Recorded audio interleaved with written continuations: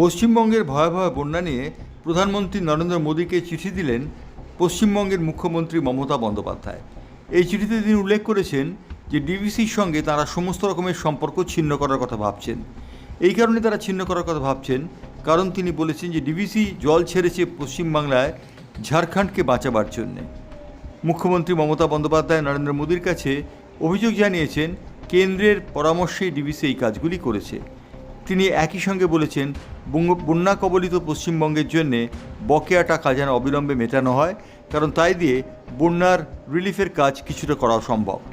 ইতিমধ্যে পশ্চিমবঙ্গের বন্যা দুই মেদিনীপুর, হাওড়া এবং হুগলিকে বিস্তীর্ণভাবে ক্ষয়ক্ষতির সামনে দাঁড় করিয়ে দিয়েছে। পশ্চিমবঙ্গের বিভিন্ন স্থানে বন্যা এবং জমা জলের ফলে রীতিমতো আতঙ্কের সৃষ্টি হয়েছে।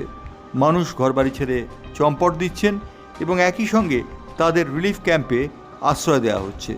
খাবারের অভাব দেখা গেছে।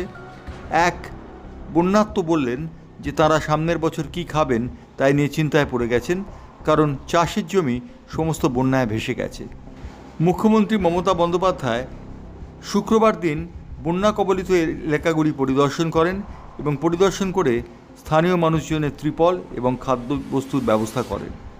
উল্লেখযোগ্য যে স্থানীয়রা অভিযোগ জানান যে তৃণমূল কংগ্রেসের নেতা বা মন্ত্রীরা কেউই তাদের খোঁজখবর রাখছেন না। মমতা বন্দ্যোপাধ্যায় এই বিষয়টি দেখার ইঙ্গিত দিয়েছেন। ব্যুরো রিপোর্ট, বাংলার পালস টিভি।